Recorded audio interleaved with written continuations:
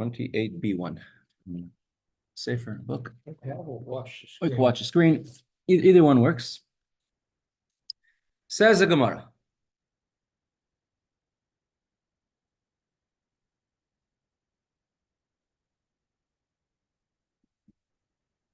We went through different halachas, different laws, what you are allowed and what you're not allowed to do in a shul.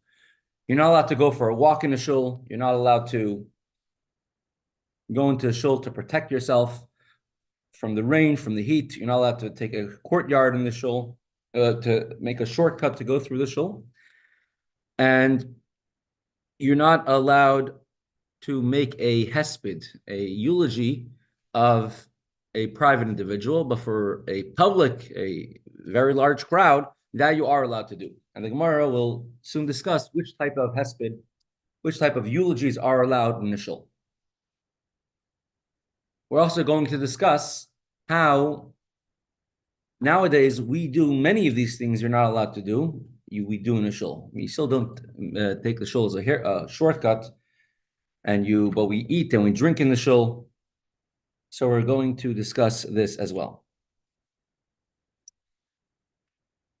Amar Rabbi Yehuda, says Rabbi Yehuda, a masai b'yeshuvan. When do we say that if the grass grows around the shul, you have to cut the grass? It has to look like a nice area, a nice place. That's if the shul is being used. It's being occupied by its proper occupants. Aval b'churbanan. But if a shul is in ruins, you let the grass grow, you don't cut it. Let it grow wild. And don't uproot the grass. Bear in mind, there were no lawnmowers back then. It was a much more involved process. You don't do it because of agmas nefesh. So even in the 1700s, 1800s, was not a normal thing. Nobody cut their grass over here. Even in Western Pennsylvania, back then especially, it only was done in very special, unique places. It's one of the reasons why people had so many diseases, because of all the ticks and all the flies that were going around in these tall grasses. The Gemara asks, Asavim, man d'char shmayu. Why did Rabbi Yehuda discuss grass at all? The first part of this brisa, which you brought down, discussed different things you're not allowed to do in a shul. Don't use a shul as your storage house. Don't use a shul in a non-respective manner. But this halach of grass was not mentioned in this first part of the brisa at all. So why is Rabbi Yehuda in this brisa adding on that if a shul is in ruins, you should not cut the grass so people should see it and should feel anguish, and it should encourage them to rebuild the shul? So Gemara says, good morning, Shalom Aleichem, Reb Moshe. Thank you for coming. Good morning. Glad to be here. Yeah, thank you. It says the Gemara, Chisuri Mechsera V'hachi Ketani. We're missing a few words in this brisa. Brisa is a teaching that we heard. Nothing was put into databases. Everything was in the human database, in memory. And when people travel from place to place, there would be one brisa, but sometimes people would only remember one part or only hear one part of a brisa. But as a matter of fact, we have another fuller version of this brisa, this teaching of the Tanaim, which puts Rabbi Yehuda's statement that if more into context. And he says, we have another version which learns as such. Good morning, Shalom Aleichem.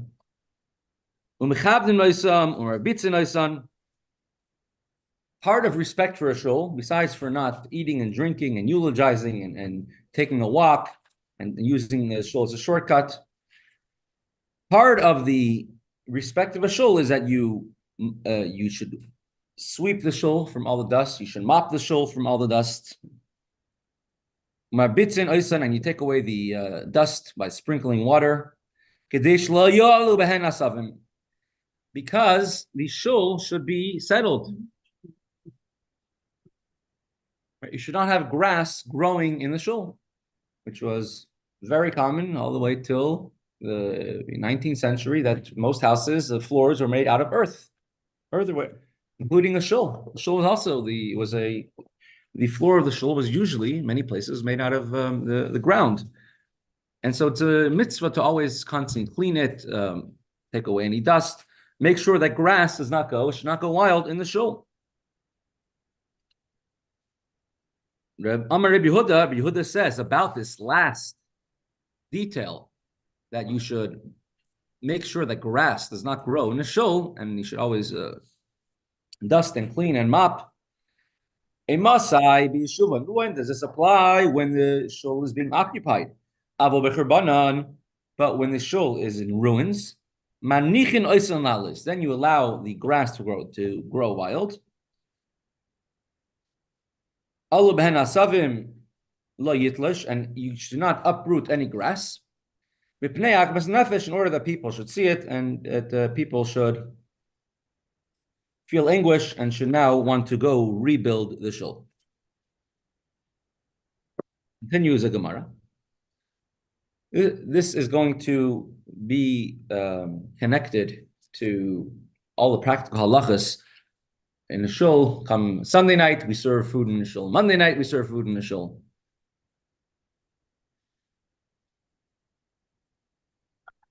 Says the Gemara, Amar Rav Asi. Rav Asi says, Bate knesiyas shebebavel al tenai hein asuyin.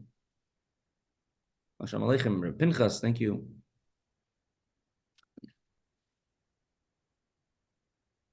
All the shuls which are in Bavel, outside of Eretz Yisrael, are made with a condition, conditionally.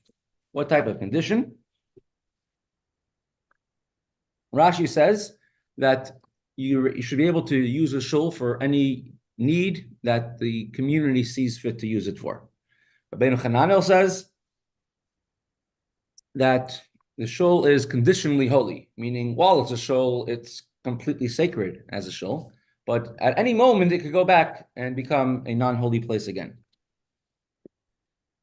And based on this, we're going to see in the Gemara, according to Rabbeinu Hananel, that there's certain people who do not want to walk into a shul to protect themselves from the rain, because according to them, as long as it's being used as a shul, it has the sanctity of a shul. According to Rashi's understanding, a shul could be used for any type of use whatsoever.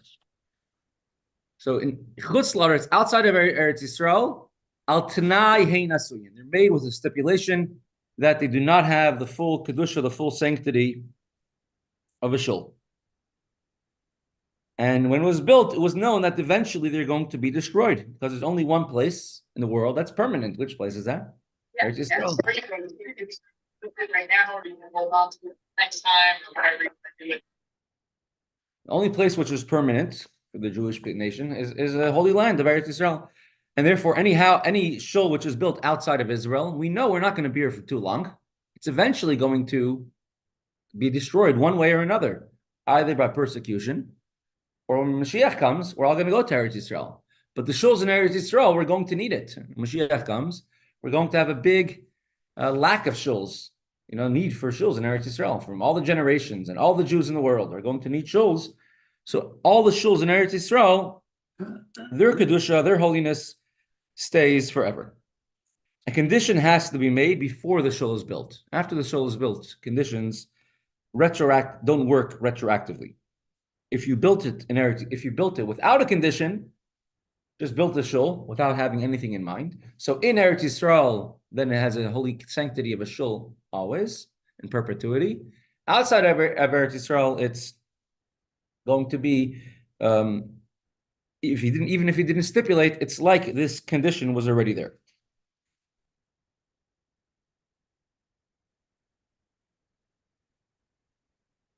And this is not just saying Chassidus shot. This is a Tosfos who says this, meaning that we're taking into account in halacha the Mashiach is about to come at any moment, and that's why shuls in Bavel don't have the same kedusha as the shuls in Eretz Yisrael.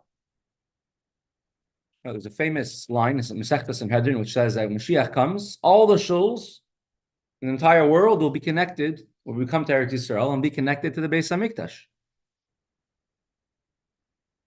In that case, even the shuls in Chutz La'aretz seemingly should have the same sanctity as Eretz Yisrael. So there are those that answer that the building will go to Eretz Yisrael, but the ground where it is right now won't go to Eretz Yisrael, like the piece of real estate. It's an interesting question. When the Rebbe went to visit camp Gan Yisrael in Swan Lake, New York, went 3 times, 56, 57, and 60. So in the only times the Rebbe actually left New York City, from when he became Rebbe. When people ask the Rebbe, later on, Rebbe, you should take a vacation, the Rebbe says, traveling to visit the camp, 2 hours there, being there for a few hours, and traveling 2 hours back, that's already a whole vacation. Or he said, in the olden days, the Rebbe would be able to take a break, go out of the city, and Chassidim would stay and learn. Nowadays, the Chassidim go out to the country and take a break, so the Rebbe has to stay and learn. They also said that the trip there and the trip back and the time he spent there, I don't know, it was 20 years later, he said he still didn't make up the time. He still didn't make up that time that he took for that. Correct. This condition will help specifically for a shul, but for something which is used for a mitzvah, for example, a crown of a Sefer Torah, I can't take a crown of a Sefer Torah and make it conditional. That as long as I use a crown for a Sefer Torah, it should be holy. Otherwise, it becomes unholy. That doesn't work for that. For a bima in a shul, it really depends how often it's used. But if it's used on a normal basis, condition does not help. I would say that, the ground under all the hundreds and hundreds of shuls in Poland and Europe and Russia, and that ground down to the Chaim is also going to go there. So what you're saying, Rabbi Karp is saying a very good point. He's saying if you have a shul of such tremendous Jews, whoever it was in Europe, in Bavel, in Iraq, Iran, in America, that ground should also go to Eretz Yisrael. So when the Rebbe visited camp, the Rebbe said that any place which is there to help Jews, a Yid, serve Hashem better, it's going to join and go to Eretz Yisrael. Mashiach comes as well. So, and the Rebbe said the example is in this campsite, the fields, the shul, and the lake are all going to go to Eretz Yisrael with Mashiach. So, if you think about that, it means that there is sanctity, that even the physical ground is actual holy, not just the in theoretical, meaning the building. Build a different building. You could, in the right way, you could build a different building on that ground. The ground, though, is quite much Kurdish. Correct. So even if the grounds will go to Eretz Yisrael, so how do we how do we explain now? If all the shuls will go to Eretz Yisrael, so then why is the shul in Chutz La'aretz? If even the ground will go to Eretz Yisrael, how is that going to be any different?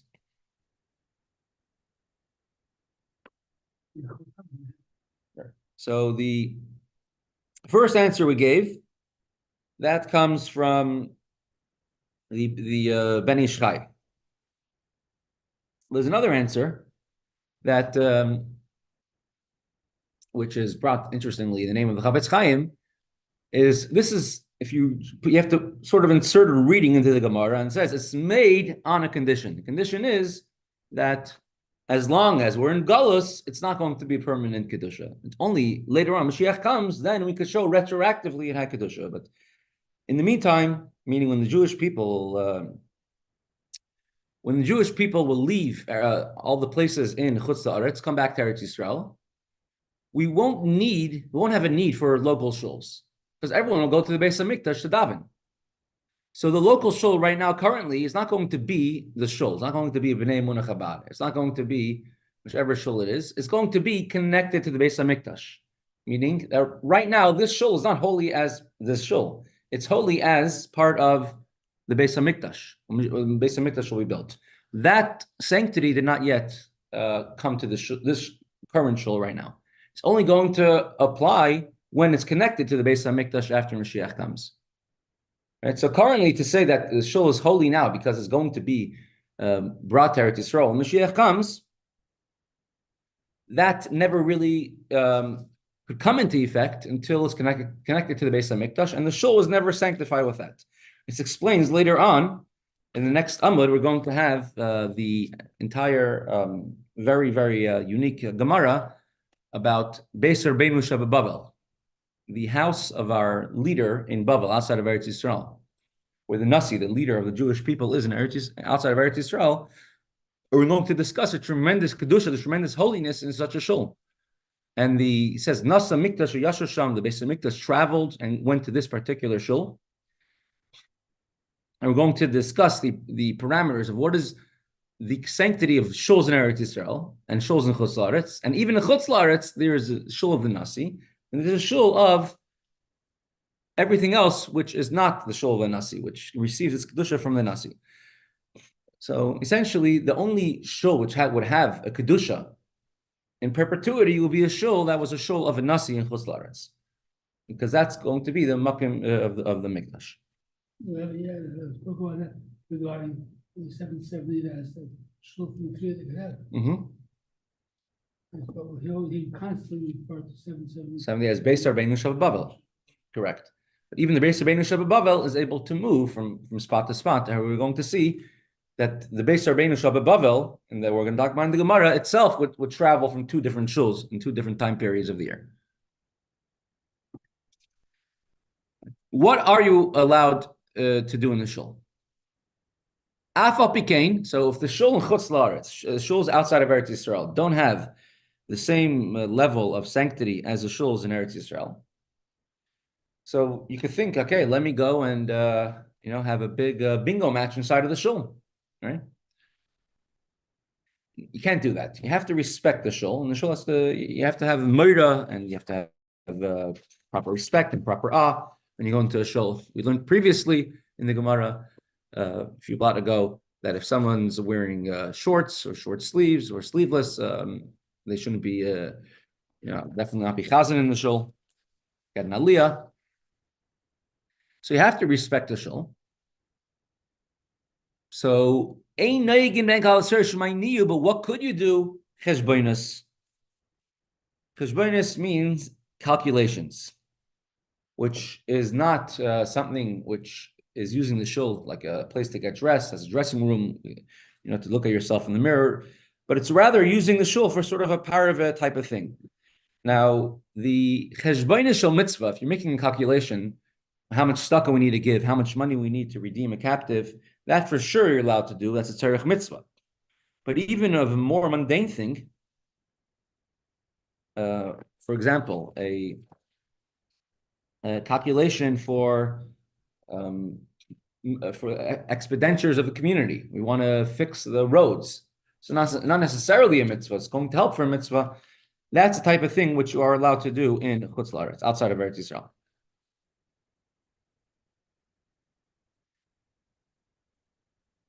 When you say the shuls will be connected to the Beis HaMikdash Mhm. when the Mashiach comes, what do you mean physically? But I'm trying to think, if you have one in the north of Israel, maybe being part of Syria now, how are the people can't will they make pilgrimages every day? You don't know. So some things we know, some things we're told about. The fact that it says that all the shuls will go and travel to Eretz Yisrael, it's a Gemara in Mesechta Sanhedrin. It says that we're going to go every single Shabbos and every single Rosh Chodesh. All Jews will go to the Beis HaMikdash. Now we previously went 3 times a year, Pesach, Shavuot, Sukkot. We every Shabbos, every Rosh Chodesh, and we're going to travel on clouds. Clouds will take us. If a person wants to go to the local shul, how will they get to the local shul? Not sure exactly all these things, but like some things make sense where it says that when Mashiach comes, the entire Beis HaMikdash will become the Kodesh HaKadoshim, the Holy of Holies. The entire city of Yerushalayim will become the Beis HaMikdash. Entire Eretz Yisrael will become Yerushalayim, and the whole world will become Eretz Yisrael. So how could the Beis HaMikdash become so big, so large? But if you attach all the shuls from all over the world to the Beis HaMikdash, it can make sense that the Beis HaMikdash will become the size of the whole Yerushalayim.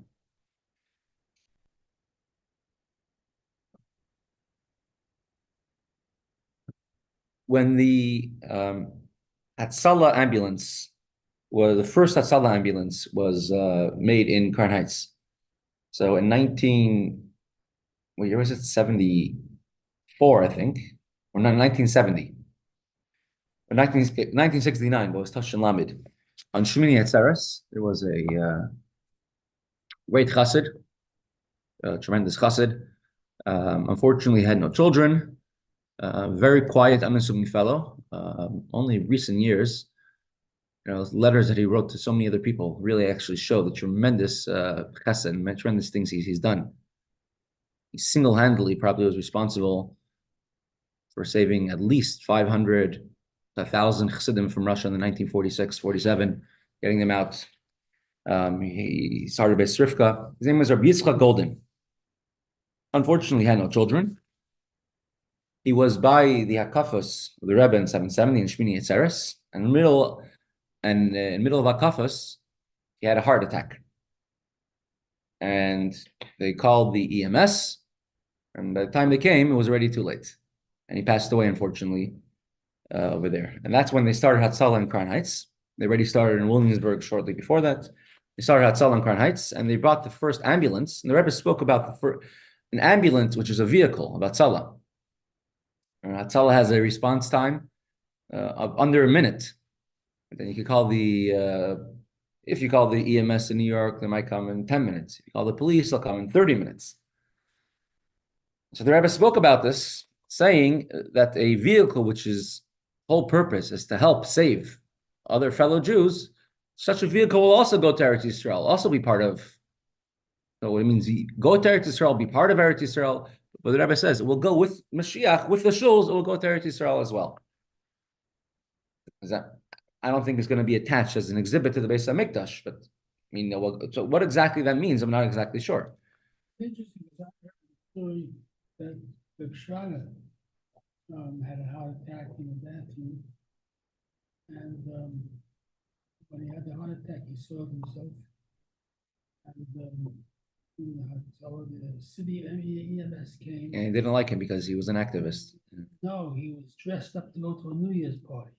Ah. The Schwartz was all dressed up to go to a New Year's party. And he told the wife, I'm not going to touch him, you clean him first. By the time she cleaned him, he passed away. Crazy. I never heard the story like that. But this was yeah, but that was a terrible thing. I heard some details about the story, very unhappy details about a particular story. But he was a big, well-known person, activist and everything, and with the police, security at Crown Heights and all that, and tremendous respect from people. So that's why they weren't. Right. So Rebbe was Strisky started Hatzalah, right? Yeah. I think it was him who took it to, I think he was standing next to Rabbi Tzvi Golden and he felt like so terrible about this. Yeah. I didn't know. He passed away in 1969. Right. So such an idea, such a thing will also go to Eretz Yisrael. Continues the Gemara. Amr Rav Asi adds on something else, and he says, even though a shul in Chutz La'aretz you would be allowed to make calculations, still have respect. Don't do it. If there is a shul where they use a shul to make business calculations, right? They didn't have QuickBooks. To do everything by pen and paper. Calculators, right? So that's why you need you need a big table with a lot of space where you can write. The shul is a good place to make these calculations. So the shul which uses it for making calculations, is used also to keep corpses inside, keep someone who passed away inside. Gemara asks, if I use a shul for making calculations, I should put a corpse in there? So he says, Gemara says, no, this is what he means. Says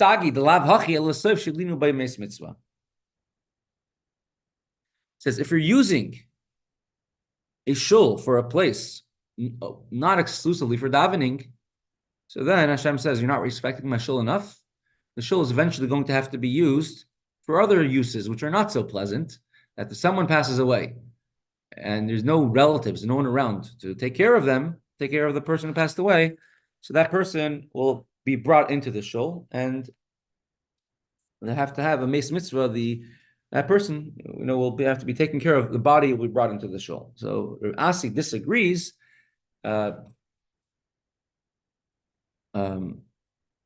Meaning, although he himself said this, what he heard, but he himself disagrees with it, right? He himself disagrees with the statement that he was taught. He says he shouldn't use it even for such a use. And we'll continue with V'yadaita Moskva.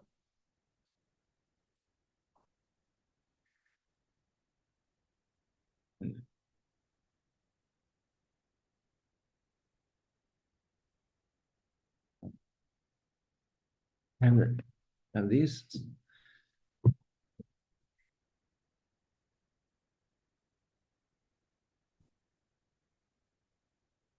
Well, tomorrow, Rabbi Darren will be giving a share. Yeah, about the online Zoom session. Zoom. Zoom Gali Ali. Mm-hmm. Zoom Gali Ali. Zoom.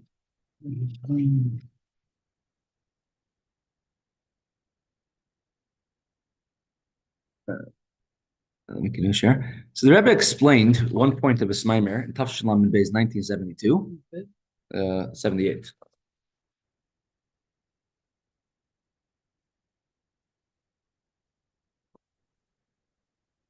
See?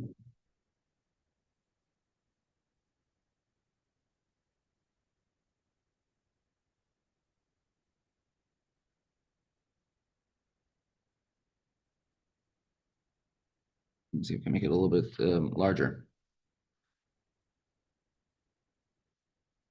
It says Shmamis.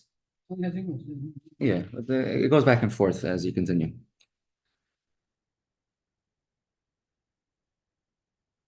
It says Shmamis Heichal Melech. You have a spider in the king's palace. So spiders like to stay in castles and palaces of the king. Why is that? Because most places the roof was very low. So if there's a spider, then they're going to take a broom and get rid of it, swat it away.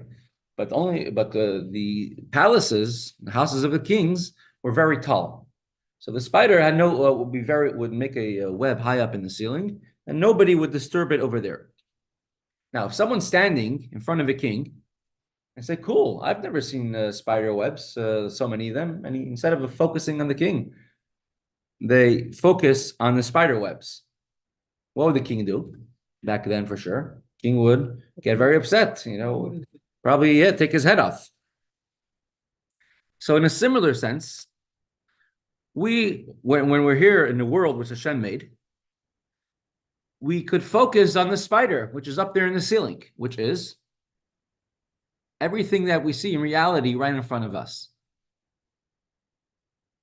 But if you focus on what's really the real existence of the world, which is Hashem's existence, that's a real thing, Havaya Hu Elikim, then there's no reason to focus on the spider. And if you do it, you realize, how could I, in front of Hashem, focus on anything but Hashem?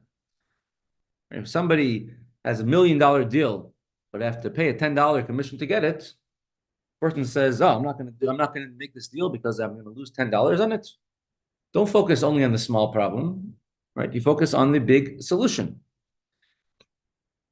So we know that Hashem has a plan. Hashem knows what he's doing.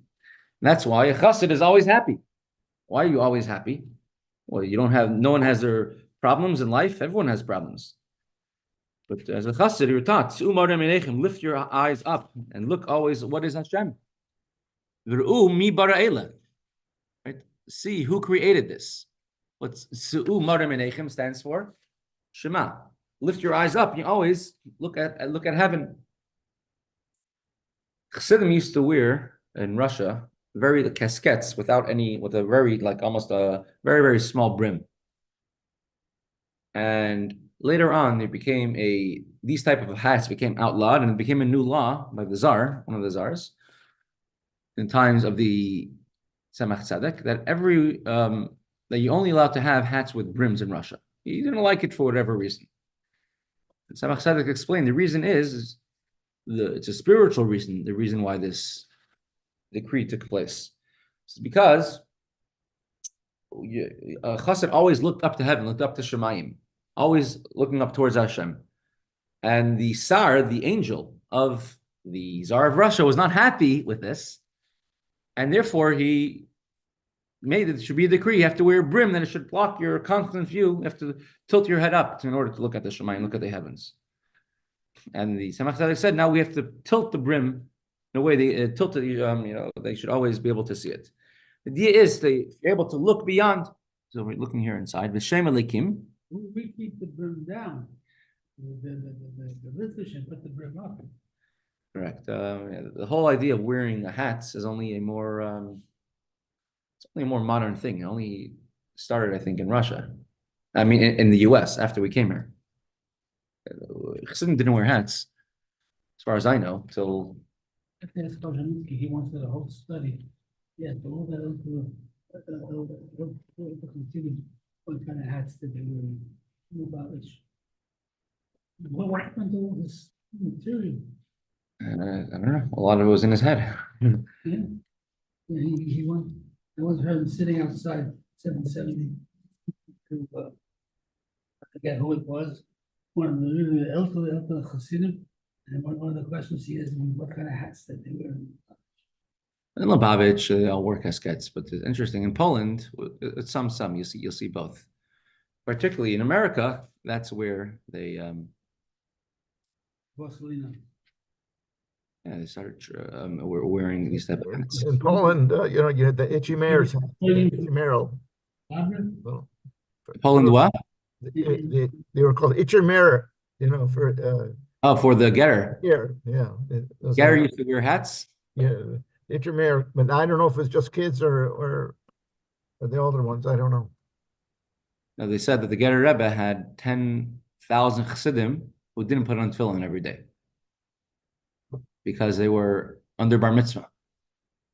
That's how many chassidim they had. They used to wear Steinbach. Not only on Shabbos they wear shramel. Let's continue. V'shem Elikim hu bechinas midas adin v'atzimtzum. The name of Elikim is Shalom Aleichem, Rebbe Shmuel. Thank you for coming. The name of Elikim is the name of Hashem, which is constricting and limiting, covering over Hashem's light. To cover the light of Hashem. And from there, you have many different divisions which exist in our world. The word Elikim, usually Yud Mem at the end of a word, takes something singular and makes it plural. Elikah is Hashem, Elikim is also Hashem, but it could be mistaken to understood that Elikim is gods. Now, and it says Elikim Kedoshim, the holy gods. Obviously, there's only one Hashem, one God, but Hashem, the name Elikim influences that there should be many different levels of division, types of division in this world, and it limits the revelation of Hashem. And it's this process of limited revelation of Hashem which gives a possibility for the entire world and diversity of this world to come into existence. So you could either see the existence the way it is, or you could see what's behind the existence. Right? If you have somebody who's a computer programmer and he sees something functioning in a certain way, they're not going to see just the front end. They're going to realize there's a whole back end going on over here. We have an appliance, a refrigerator, has electricity running through it. If I was going to take this electricity, which I'm running through the refrigerator, and I'm going to run it through a light bulb, it's the same electricity, it's just going to function differently, in a different type of manner. So there's different types of receptacles, different types of uses for the same type of energy. In a similar way, Hashem is constantly creating the world. The name of Elikim is bringing the infinite light of Hashem. But Elikim makes it that there's many layers of division. Like the layers of an onion, there's many different layers of existence. And if somebody wants to go to the top of Mount Everest, what's stopping them from taking a helicopter and going to the top? And have helicopters that can make you to the top. So what's stopping them from doing it? Or you want to go deep, deep down underwater. What's stopping you from doing it? Nothing. But you're not going to be ready for it, right? Your lungs have to expand. You have to get more red blood cells. If you go deep down underground, you have to acclimate to it. So the Rebbe Hershel is saying that in order to realize a Havaya Hu Elikim, you need V'yadaita. It takes a process of knowing. It takes time to figure it out. So, V'yadaita.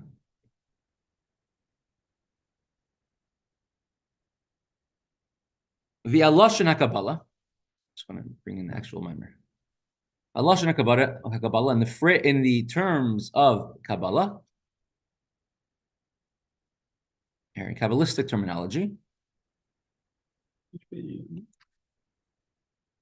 page 90.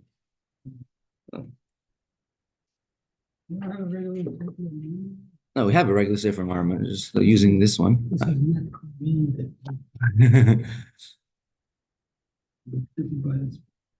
Okay.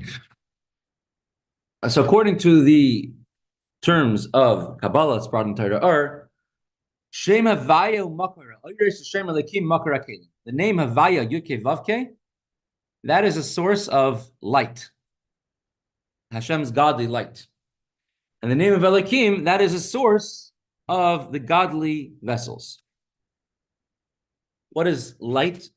What is vessels? It says when Hashem created the world, Hashem first created light. Later on, Hashem had to hide that light. And that light Hashem placed into the Torah.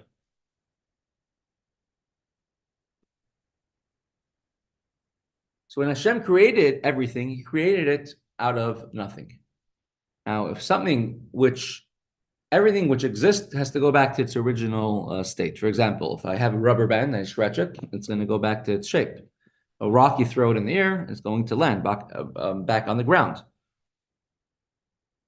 Same thing, the world didn't exist, and Hashem created it. It should revert back to nothingness. The only reason why it isn't is because Hashem is constantly creating the world every single moment.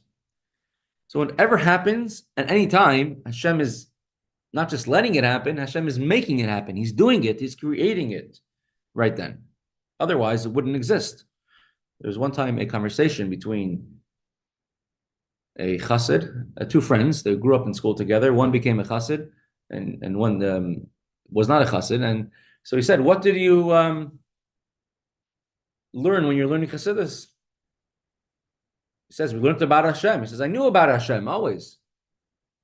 He says, "It's great. This table in front of us. If Hashem wanted it to stop existing, what would happen?" So his friend tells him, this table, Hashem will make a fire and burn the table up, and it would stop, and it would no longer be.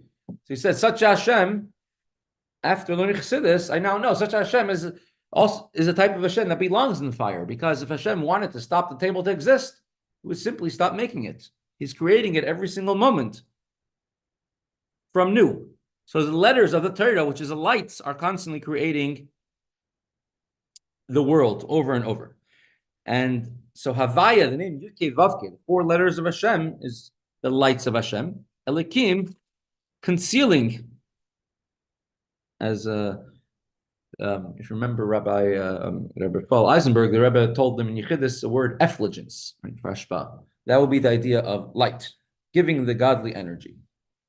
Kalim are more the ability to receive what's being given to you, to be the receptacle, to be the light bulb to receive the electricity.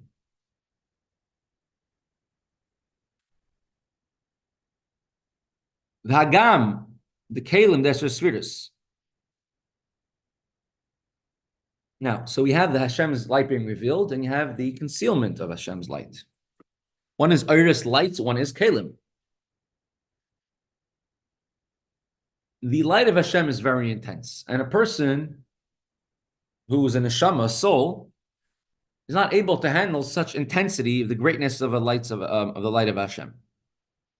Just like a human being can only understand with a brain. If there's no brain, you can't understand anything logically. A neshama would not be able to, by its own quality, the neshama, the part of the soul that's in the body, would not be able to process and have a feeling of godliness, feel close to Hashem. A neshama is made up of many components. We have thoughts, feelings, emotions, machshava, dibur, maisa. We wouldn't be able to process and feel with Hashem unless Hashem's light could be brought down to our level. You have a child, bassinet, and I come to them and I said, listen, there's this tremendous new scientific study about the theory of relativity, and you're not going to get too far. Or you could go to the farm and teach it to the chickens, and it's not going to go too far either. Right? You have to bring something down to their level. You teach the doll, the chicken, that if you jump over this fence, you jump high, you get a little bit of corn, and eventually you teach it to jump high, and you can make a show for someone else. So Hashem's infinite light can only be processed by the neshama only if it's limited in a certain type of way. And Hashem made a system for it. Right? It came with 10 sayings, Asar Mamaris, which in turn made 10 spheres.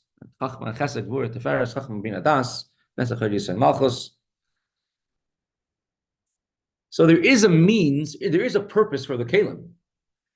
The Kalim, the Eser spheres, although the vessels that these 10 spheres, which reveal the light of Hashem, they reveal the light which is enclosed within them.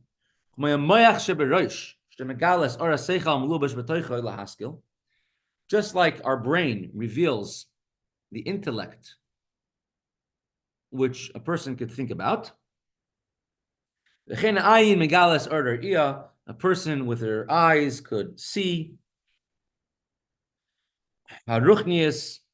You have in your soul, you have a power of vision, and this power of vision comes to rest in your eyes. Power of vision does not come to rest in a different part of your body. You have the power of emotion, and that's resting in your heart. That's why your emotions are felt mainly in your heart. Right? The person feels happiness, excitement, they feel in their heart. The person feels sadness or stress. Unfortunately, many times they have heart attacks. Right? The emotions are felt, and the power of emotion is felt in the heart. And when you're looking from a godly perspective, Chachma moicha chesed d'raya yamina shemigal mesairis. Chachma is the level of Chachma of the spheres. That's a place to reveal Hashem's wisdom. Chesed, Hashem's kindness, is a place to reveal Hashem's right hand. These are vessels shemigal mesairis to reveal the lights of Hashem. The purpose is to reveal the godly light. Now, you ever tried drinking water out of a fire hydrant? When I lived in Brooklyn, it was not such an uncommon sight to see. People want to drink of water, they'll just open up a fire hydrant, drink some water from the fire hydrant. If someone is in the dark place, and suddenly you shine a very bright light at them, you blind them. You ever wonder why pirates wear an eye patch? In the city of Pittsburgh, I have to speak about our home team. Is it because pirates, all the pirates lost an eye, lost some of the vision in one eye? One of the explanations that people said is because they have to be ready at any moment's notice to be able to see. They could be under the hold of the ship, and in one moment they're going out on the deck. So they have to be able to see wherever they are in a moment's notice. They don't have time for their eyes to adjust. In the blink of an eye, they're going to be in a battle under the deck of the ship, right? They're going to board some ship and then have to go on down under the deck. And the most dangerous time for a pirate is those few seconds while their eyes are adjusting from the brightness of the outside to right, for the pupils to dilate. So they keep an eye patch on to keep one eye in the dark, so they'll be ready to see in the dark if they ever need to. So if you have too much for yourself to stimulate, right, to drink, it's not drinking too much, or it's an overwhelming amount of light, things could go crazy. Right, that says in the Torah. If you see too many negative things, which too many negative sufferings, and which will happen, a person will go crazy from it. From the Holocaust, from the pogroms, there are many people who've gone crazy, unfortunately. Right? Why? Because there's too much for them to handle. Right? We're only finite beings. So Hashem made 4 worlds, Atzilus, Bria, Tzir, Asiya, and we're going to have to continue this Mirz Hashem next week. And I hope to Mirz Hashem see everybody there. For those